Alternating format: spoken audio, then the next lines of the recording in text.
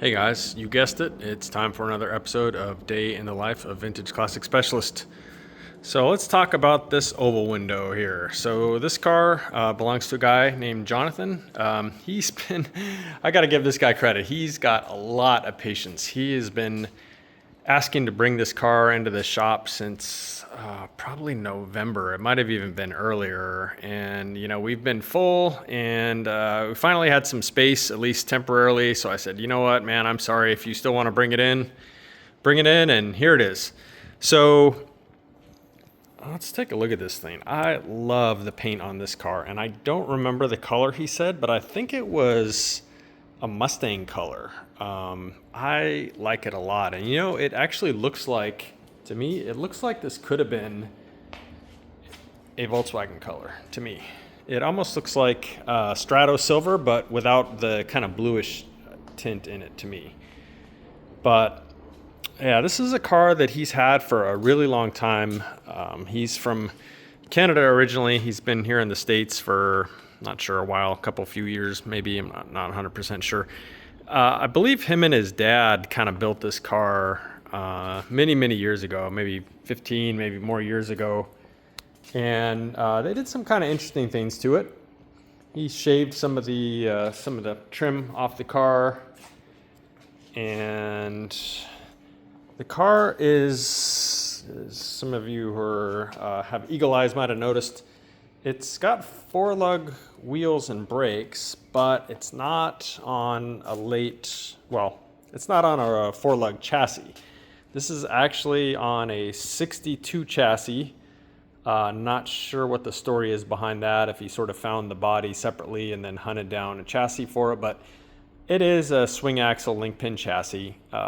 He said, though, that when they built the car, which again was quite some time ago, and I think he was maybe like a teenager at the time, the wide 5 disc brake options for the front were really expensive, which I agree with. There weren't really any cheap options back in the day. So he said, you know what, I want disc brakes. So he went ahead and converted it to 4-lug.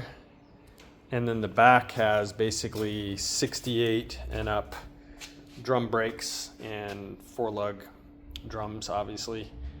And so, one of the main things the car came in for, since it had been sitting so long, was he wanted me to do essentially like a safety inspection and really first and foremost kind of go through the brakes. It's actually a really good thing that we did.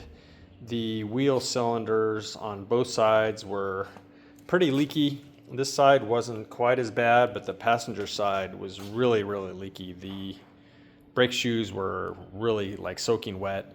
And then on both sides, the rear axle seals were leaking, which also can, kind of soak the brake shoes and cause braking issues. So I went ahead and pretty much replaced everything here braking wise. So new shoes, new wheel cylinders, went ahead and put in new seal kits here, new brake line, so the rubber line right there.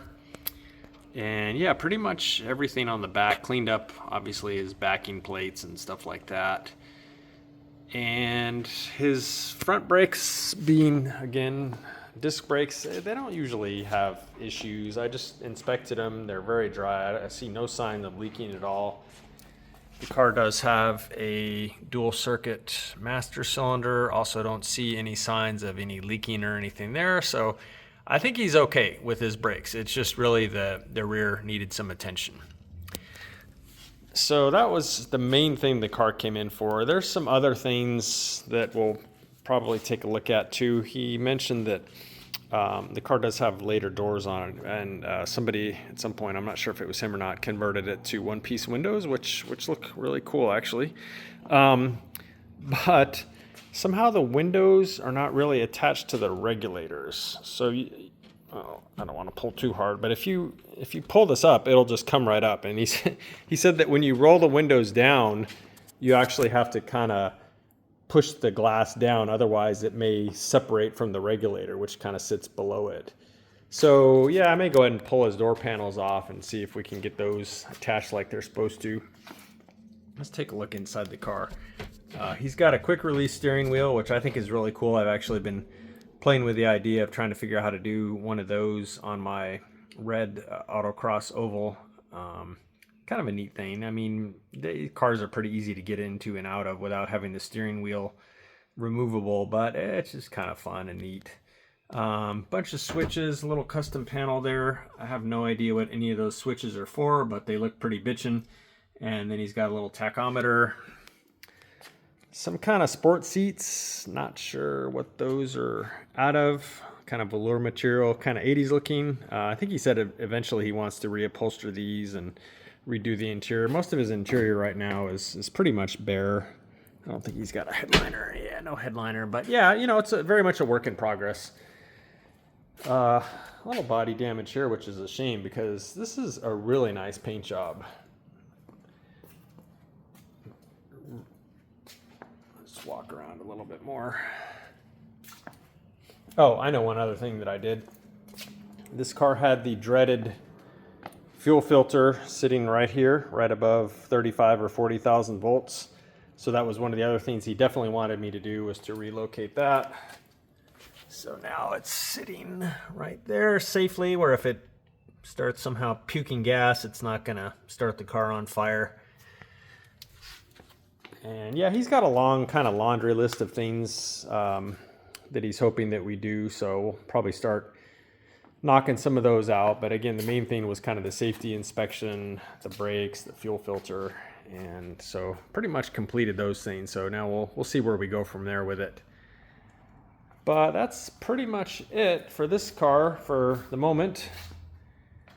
So let's see. The only other thing really that happened today was, I mentioned yesterday, some new, well, used but new to this car bumpers came in today. Much, much better than what we had. So here they are right here. It's this pair. You know, they're not perfect. Keep in mind, these are 50-something-year-old bumper parts here, but much nicer than what came off the car, which have a bunch of dents in them, and these towel bars are just kind of flopping around.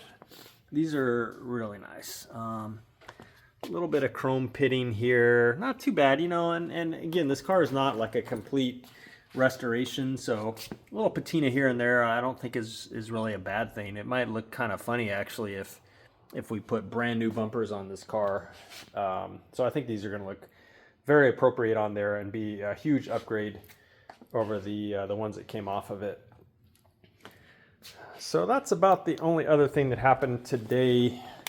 Octavio and his team continued working on the upholstery for the 61 bus. I don't have any more seats here, just the two that he brought over yesterday, so nothing more to show.